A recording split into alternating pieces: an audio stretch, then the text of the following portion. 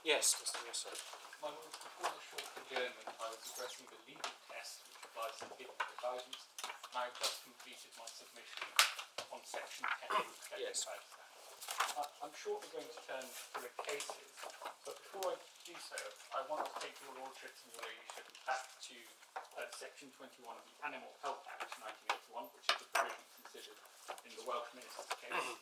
It is in the large authorities volume at tab 1.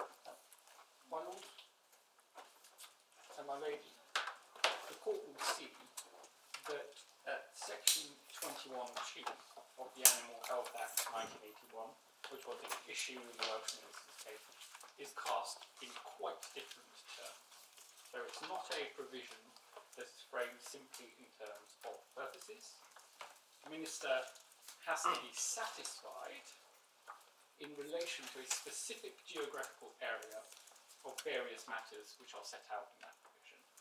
And one of the matters is that the destruction of wild members of the species is necessary, so we have a test of necessity, in order to eliminate or substantially reduce. And those words are important because part of the debate before the court was, well, what does substantially reduce mean?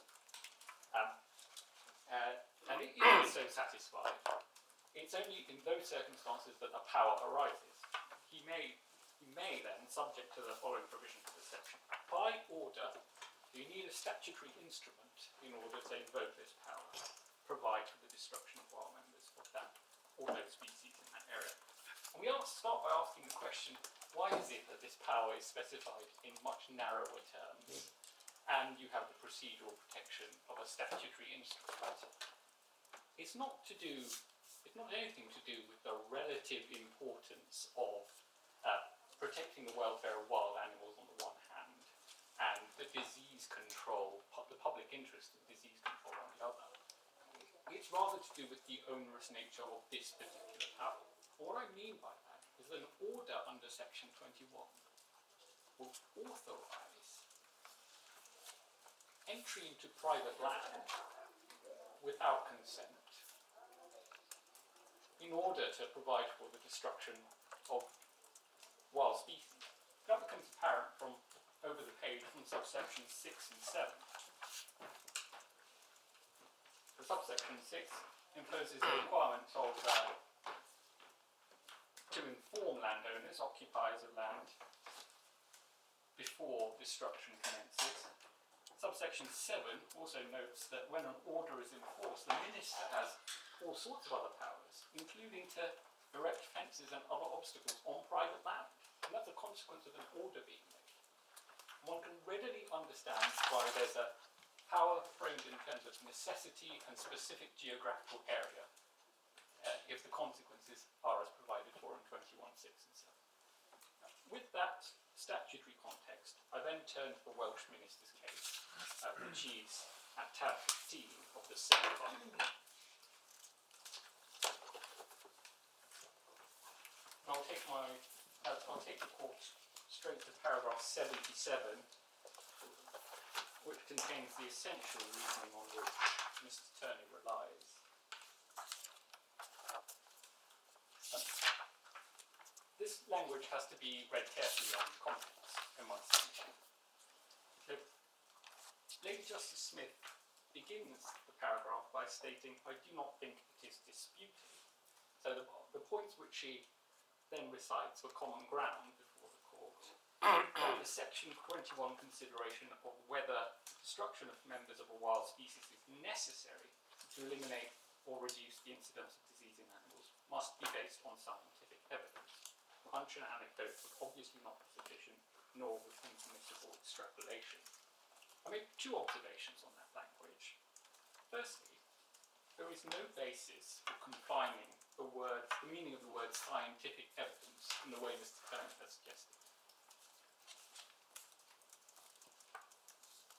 Secondly, if the court is going to approach the task of seeking to understand what's meant by the word scientific evidence in that passage, the only sensible way to do so is to draw the contrast between the use of scientific evidence in that sentence and the immediately following sentence. that the distinction is being drawn between scientific evidence and hunch, an anecdote, and impermissible extrapolation.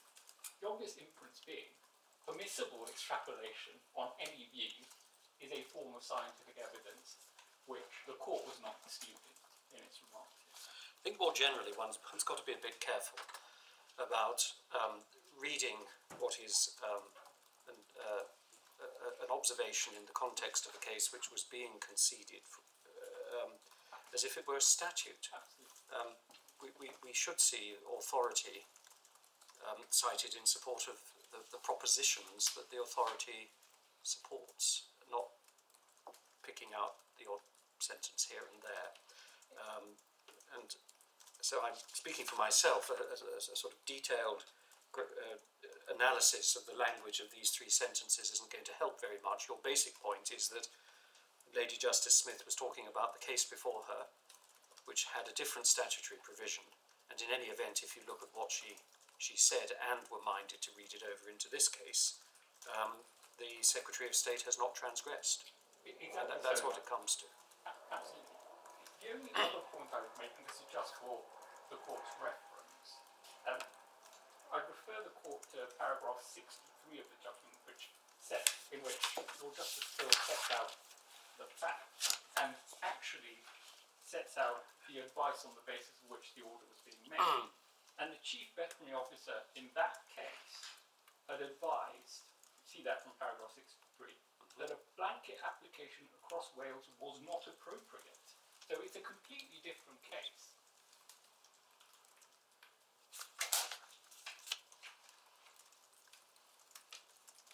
My Lord, that's all I propose to say about Welsh ministers. I'll come then to the authority which hopefully will have found its way in front of my Lords. This is Mott. Mott in the Yes. Environment Agency. I've handed the case up because it's helpful in illustrating the approach of the court to applying the Wednesbury test in a context where predictive judgments have to be made, and predictive judgments are based on scientific and technical material. In broad terms, the case concerned a challenge to decisions of the Environment Agency to impose conditions on licences to catch fish. The decisions have been taken to protect salmon fisheries in the River Wye, and the decisions were based on a report from a university department which made various predictions about salmon numbers and their spawning habits. One of the arguments raised by the claimant in that case at first instance was that the decisions were irrational because they were based on a report, the conclusions of which were not credible. And the judge had accepted that submission and found that they were irrational. The Court of Appeal allowed the appeal, and in the course of so doing, it gave guidance on the general approach to assessing rationalities, the rationality of predictive judgments made in such a context. Can I take my Lords to the judgment of Lord Justice Beatson at paragraph 68 to begin with?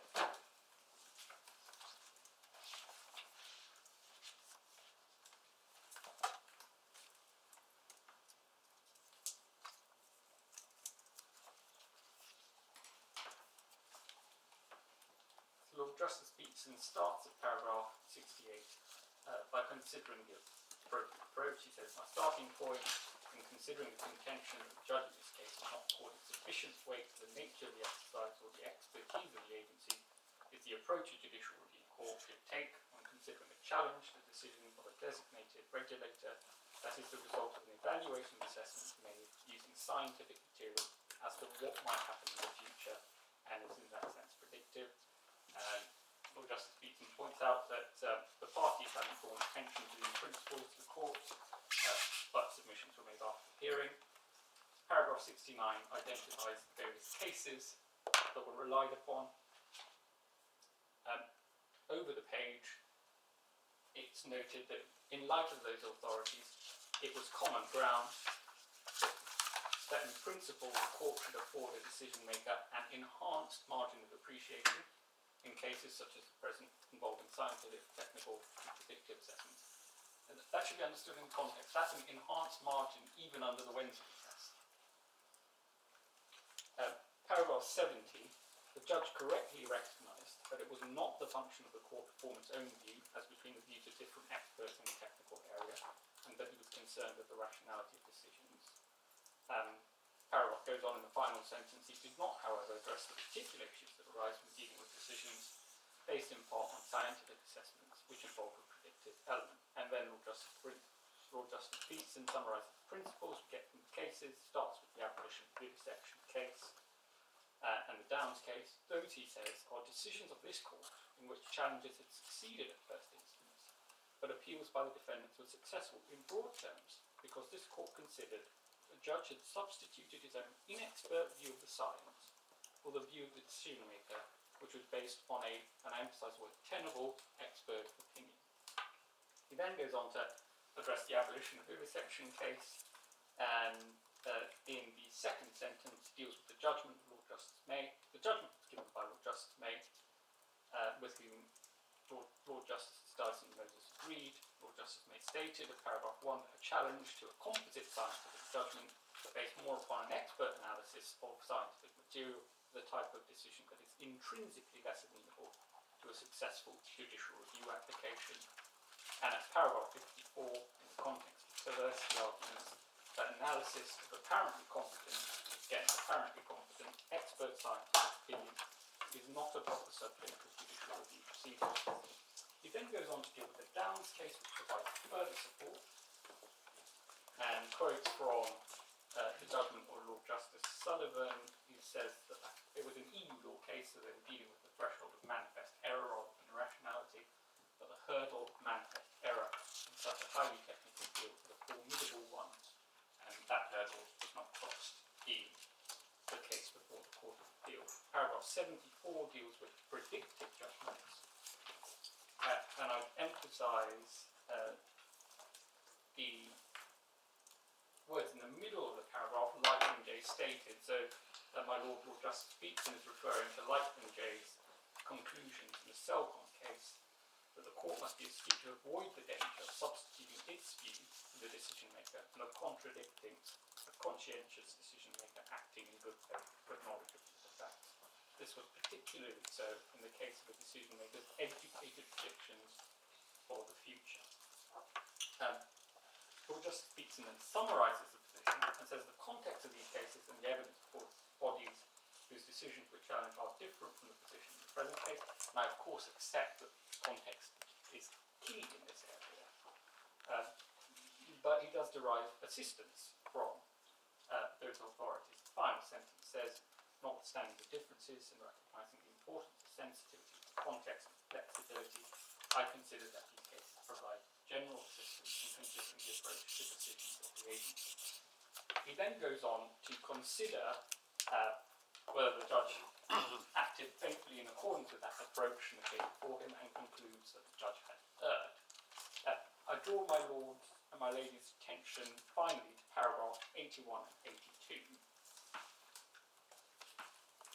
So at paragraph 81, Lord Justice Beatson came to address a different point. What had happened in the case was that after the decision had been taken, the claimant obtained some of his own expert evidence to try and put before the court in the judicial review claim. The court said, well, that material is not admissible because it wasn't before the decision maker at the time. But Lord Justice Beatson here considers the position what it would have been if he was faced with a situation in which you had expert evidence going in each direction. So he said, starts, before I leave this part of the case, I make an observation about the position. Had it been proper to take account of critique of the Exeter report, the university report, by some academics. He then goes on to talk about the guidance given in the Downs case halfway through the paragraph. The guidance obtained from the Downs case, where there were differences between experts, suggests that the judge would not necessarily have been entitled to find that the decisions were irrational in the Wensbury sense because of their criticisms of the Exeter report. The position is that there is more than one scientific view as to the percentage, not that the Exeter report is totally discredited. And he then goes further in paragraph 52. In the Downs case, Lord Justice Sullivan stated in paragraph 91 that where there is no scientific consensus and there are differences of view, a judge is not entitled to substitute his own view for that of the decision maker, and would have been bound to conclude that there was in EU terms, but there was no, in EU terms, manifest error, or in common law terms, Wensbury unreasonableness in the decision-making approach. And the reason why I emphasise that, my lord, is that the authorities are indicating that in an area where there isn't a scientific consensus, there are different views, that's not a basis for criticising a decision maker. Rather, it provides strong support for the argument the decision cannot be held irrational.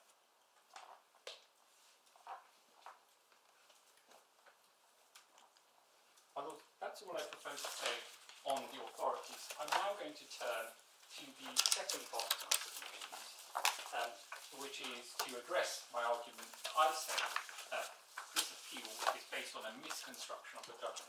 The notion that the judge focused solely on the issue of an improper purpose is not correct. And this argument can be best taken up by looking at the judgment itself, core bundle tab 3, page 311.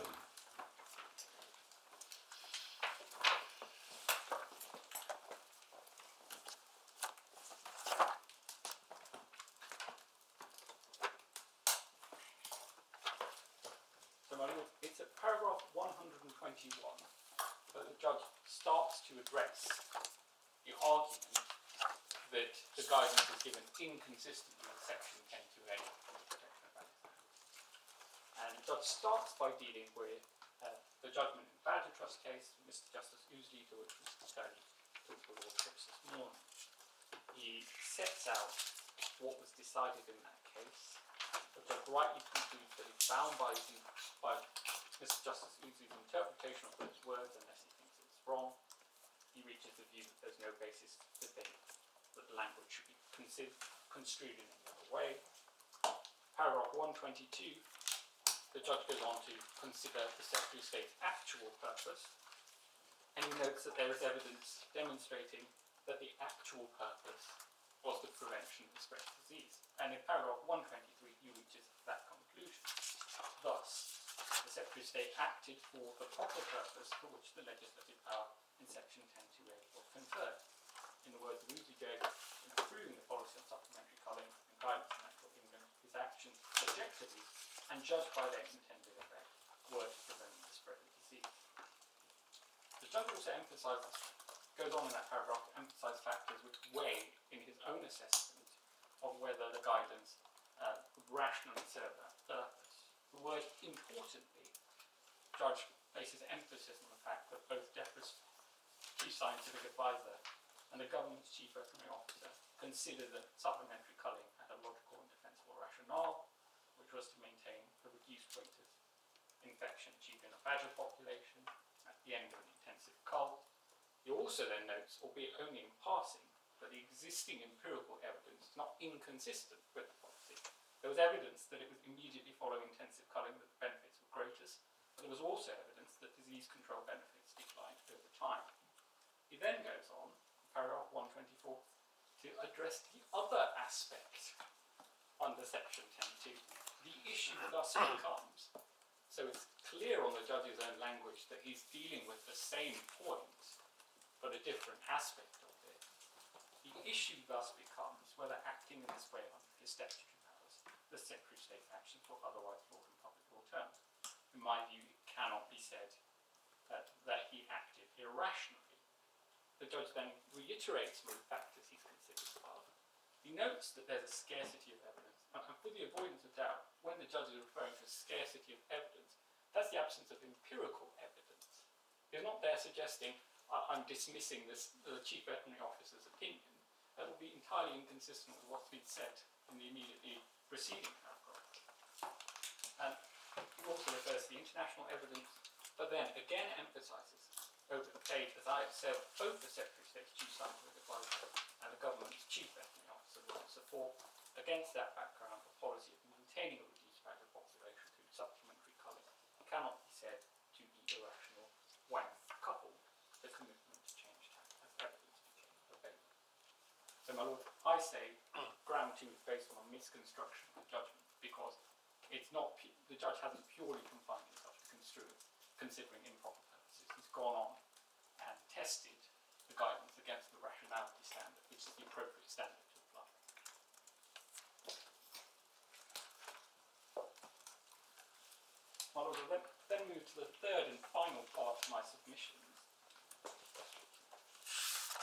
this is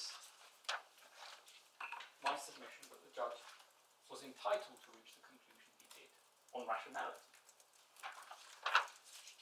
Now, as I understand, in the time I have today, what I'm going to do is simply confine myself to addressing the three principal criticisms which I understood Mr. Turney to advance. The other matters have been canvassed in writing, and I of course rely on the points that I've made in my skeleton argument. As I understood it, Mr. Turney's three main points were, firstly, there was no scientific evidence to support the decision to give the guidance. Secondly, that the judge had himself concluded that supplementary culling was not necessary. And thirdly, he advanced various criticisms about the mechanisms of monitoring supplementary culling.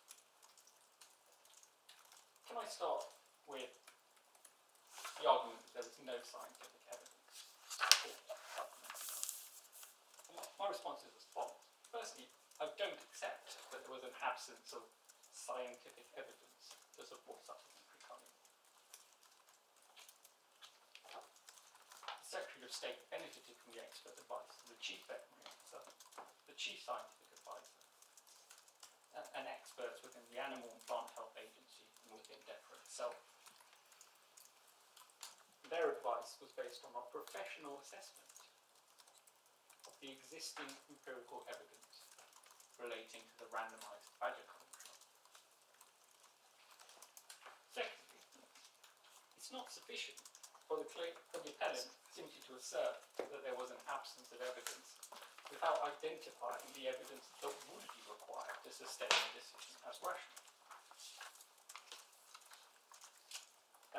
At the end of the questioning by the court, it appears the position we got to was that the appellant's position is you need some form of empirical evidence, direct empirical evidence as a result of a study, considering the effect of supplementary culling. But for the reasons I have already explained, neither Section 10.2 of the Protection of Baggers Act or any of the cases establish that there is any such requirement. Furthermore, the only way to obtain direct empirical evidence on the effect of supplementary culling is to conduct supplementary culling. Now, there may be various mechanisms by which one can do that, but it's not in and of itself a reason for refusing to authorise supplementary culling.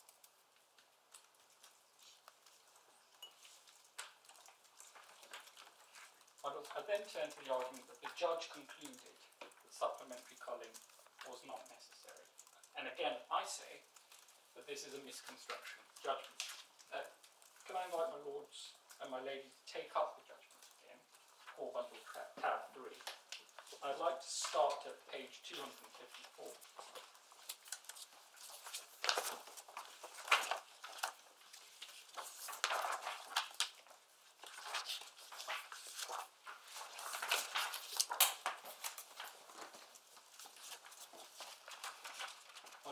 Paragraph 7, the first sentence. The judge emphasises this judicial review is not concerned with the merits of badger culling as a policy. It would be, and that's the correct approach, it would be most surprising if, in light of that starting point, he himself reached a view on whether supplementary culling was or was not necessary. Furthermore, my lord, what he says about necessity must be considered in the context of the argument that is advanced. My lords will find that argument rehearsed in the judgment at paragraph 101, which is at page 302 of the bundle.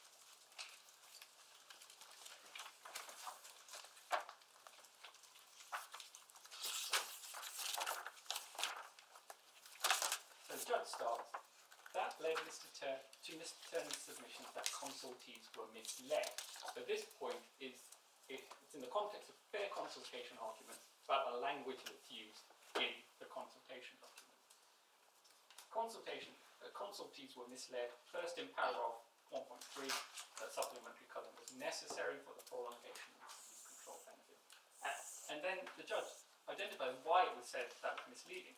Supplementary culling was not used in the RBCT. So the point that's being made was that people might infer from what you're saying that you're suggesting that the RBCT demonstrates that supplementary culling is necessary.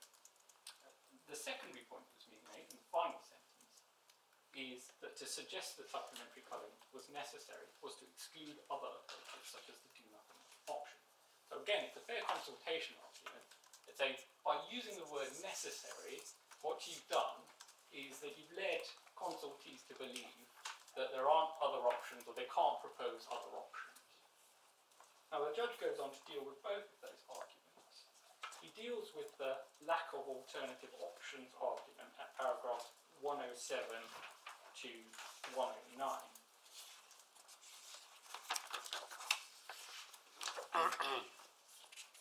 And he starts 107 by saying, well, when read as a whole, the consultation was, in my view, such as to enable consultees to make representation of the issue whether supplementary culling was an appropriate measure to prevent the spread of both on TV, as well as on the specifics of the guidance to be given to Natural England. And he goes on to emphasise those points at 108 and 109. In 109, he states that the case before him isn't an exceptional case, but you need to specify lots of different options, as was the position in the Mosley case. Then he comes on at 110 to deal with the point that the use of the word necessary is misleading. Whilst I said the consultation document was not ideal, there was in my judgment sufficient information overall which is not misleading to satisfy the Secretary of State consultation duty. Again, that's what this is in the context of. As well as the text itself, readers could click onto and have access through the internet a variety of reports referred to in the footnotes. So it's again an argument about, are you misrepresenting the content of the report? He then states paragraph 1.3 fell short. He's not suggesting it's wrong or that supplementary culling is not necessary, and suggesting that supplementary culling was necessary, but it must be read in the context of the document as a whole. The document sets out a rationale that, based on the RBCT, disease control benefits achieved by a period of intensive culling were expected to decline over time. And he goes on to explain that the purpose of supplementary culling was to preserve or extend the disease control benefits. There's no judgment here. The judge does not decide that supplementary culling is not necessary based on the evidence before him. So it's not a factor that weighs at all in favour of the appeal. Final point, my lord, which I was going to address, was the mechanism for monitoring the effects of strategy of supplementary culling. Well, Mr. Turney starts by referring to the commitment to change tack as evidence emerges. And he invites your lordships to conclude that in making that reference, what the judge was referring to was the fact that the Secretary of State had said that if bovine TB was successfully brought under control, at that stage culling would stop. That is not what the judge is referring to in his judgment. The judge had set out earlier in the judgment, paragraphs 69 to 71, the evidence in relation to the Secretary of State's adaptive approach to policy development. Professor Boyd, the chief scientist advisor, had explained that it was necessary for policy to develop in light of data and to be modified in light of data. Paragraph 71, the judge notes that, albeit in passing, that Mr. Ross had also given evidence that the incidence of BTB in cattle herds in cull areas is collected from monitoring project SE 3131, which reports annually in order to support refinement of the policy and adaptation of local control. So when the judge is saying, well, there's a commitment to change tack as evidence emerging, what he's referring to is the adaptive approach to policy, the information gathered under project SE 3131. In cases of interest to my lords, there is further information in the papers you have before you on project SE 3131, In summary, it's a project under which the Animal and Plant Health Agency collects data on TB breakdowns in cull areas and in comparison areas, and over time analyses that data to see what conclusions can be drawn.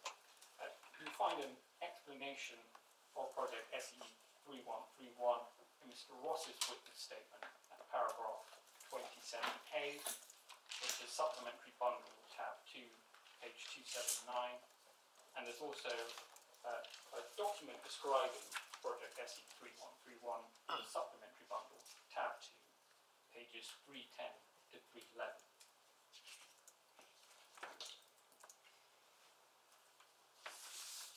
Finally, my lord, the point was made that after the first year of supplementary culling, certain data has emerged and that we have not yet changed tack.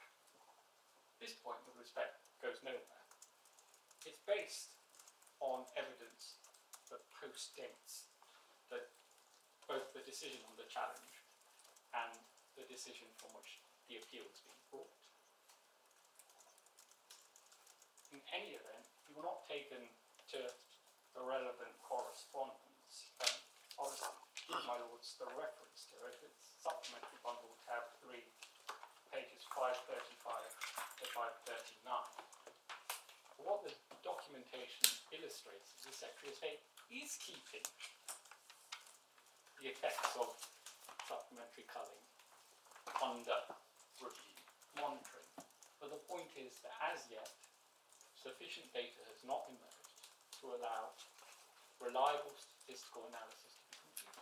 But it's in no way inconsistent with the position that the effects of supplementary culling are to be kept under review. My lords, unless I can be of further assistance, those are my brief points in response to the Grand Prix. No, thank you very much indeed. Mr. Luckhurst. My lords, National England submits that the licences should not be quashed. There are three alternative routes for this outcome. The first is to dismiss the appeal for the reasons given by the judge. Secondly, to refuse relief on the grounds that the outcome would not have been substantially different if the alleged error had not occurred. And that submission was made to the judge and supported by Natural England's evidence below, but the judge did not need to dismiss the claim on that basis because he found that there was no error on the facts of the case. And thirdly, to refuse to quash the licences because the assessments have been superseded by assessments which do not contain the alleged error. And the third reason is my primary submission. There is no basis for quashing Natural England's licensing decisions as they now stand. And if that's right, then my submissions on the first and second reasons are to assist the court if it decides that it's appropriate to give an advisory judgment on the impact of people over wind in this case. And in relation to my primary submission, it is a striking fact that several of these licences are now the subject of a fresh claim for judicial review issued by the appellant in 2018. That's areas 15, 17, 19, for example. And in that fresh claim, the appellant challenges the assessments for various reasons and on various grounds, but those do not include the people over wind point, because that alleged error is no longer part of the structure of the assessment. I'm going to start with some very brief submissions on the facts before making legal submissions on the three reasons for dismissing the appeal in the order in which I've summarised them. If I could ask the court please to first turn up the supplementary bundle at tab 2, page 509.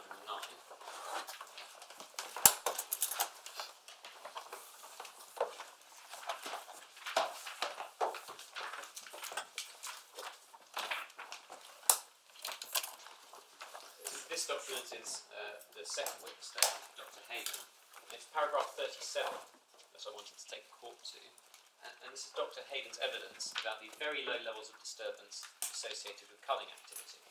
And this evidence is reflected in the judgment at paragraph 146. So at 37A, he explains that culling operations are stealthy and involve infrequent discharge of rifles. He gives some figures at paragraph 37B, which include, for example, a 1 in 24 chance of a shot being taken on any 1 kilometre square on any night of the cull, rising slightly if you include daytime shooting, and those being the highest levels of disturbance during the course of the 4 years of the cull, mentioned thereafter. At sea, over the page, predator control by shooting is sometimes used to protect ground nesting bird species at sites. D, these are inherently less disturbing than some activities that typically occur in these areas. And then at the bottom at F, he explains that additionally and as an extra precaution, in respect of the 3 European sites which are partially within the culling areas, shooting is prohibited during the bird breeding season. He goes on to summarise the conditions of the 3 sites which are addressed in the judgment. And then he says 3 lines from the bottom, these conditions were highly cautious and at these sites would have substantially mitigated the main theoretical disturbance risk focused on by Table 4 of the FERA 2011 report, namely possible negative impacts on breeding sites from shooting activities. If the court could then go to page 526, please.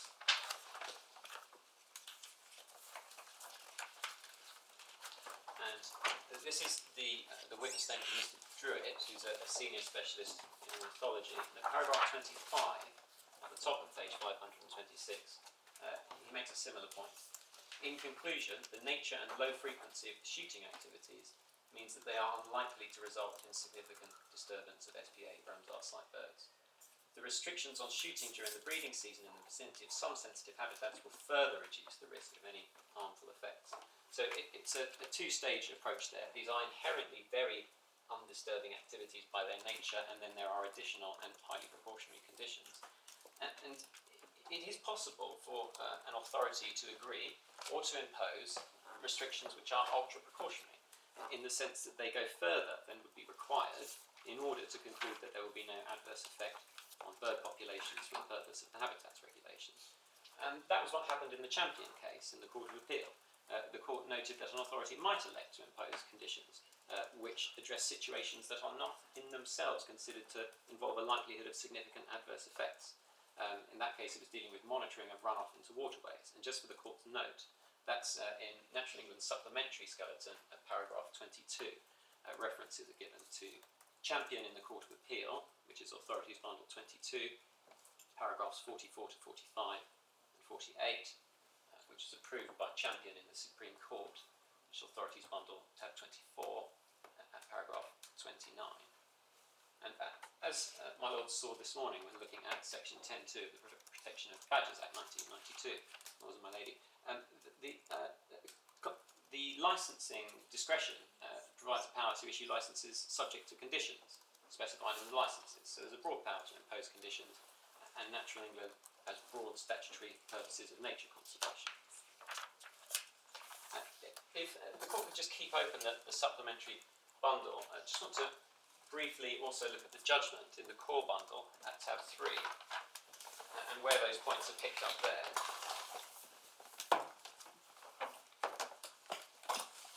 And this is the core bundle at page 322.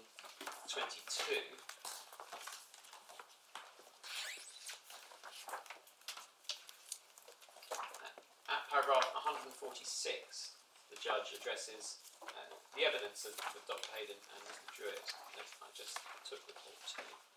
And in my submission, the court broadly proceeds on the same basis, which is to identify the very low levels of disturbance at paragraph 146. Then at 147, as with the risk of fox predation, the claimant bears the burden of producing credible evidence that the disturbance is a real risk. Quite apart from Natural England's evidence, just outlined, the claimant fails to surmount this hurdle since he has produced no evidence that disturbance from badger culling has had a significant negative effect on bird population survival rates since it was introduced 6 years ago in Gloucestershire and Somerset. Moreover, in each of the assessment templates for those 3 sites, disturbance risk was addressed but discounted in light of the limitations on the timing and areas of proposed culling. And then at 149, given the legal test to be applied on the court's review, and notwithstanding the precautionary principle, my conclusion is that Natural England was rationally entitled to exclude the possibility of a significant disturbance effect in these areas. And then, if the court still has the supplementary bundle open, could you please turn to page 248.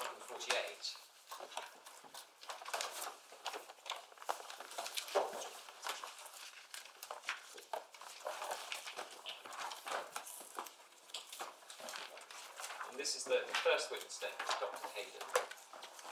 And at 248, under the heading Appropriate Assessments, at paragraph 83, Dr. Hayden addresses the question of whether it would have made a difference if this had been done as an appropriate assessment rather than as a screening exercise.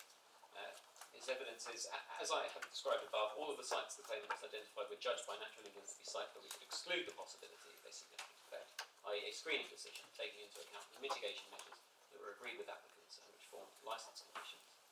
The reasons for our judgment would also have applied if we had labelled these as appropriate assessments rather than screening decisions. I cannot think of any reason why our judgment would have been different if we had given the exercise that name, because the same factors would have been considered and the views and advice of the key individuals would have been the same.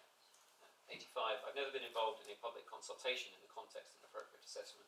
Natural England does not normally conduct consultations when undertaking an appropriate assessment for a wildlife licence, rather than a planning decision or some other type of decision. And there were no grounds to have made an exception in this particular case. 86. In this case, we were confident in our screening decisions because there was consensus amongst the officers involved based on our collective expertise and experience.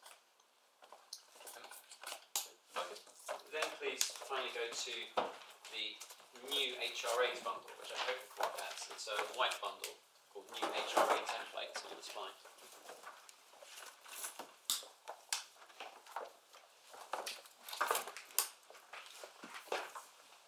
And my learned friend this morning gave the example of 7 estuary SPA, so I'll just put that in the context of this assessment. That appears in the Area 17 assessment behind tab 4 of this bundle. And rather than doing separate assessments for every site, the process is now to put all of the sites on a licence by licence basis. So the documents are a lot longer, but there are far fewer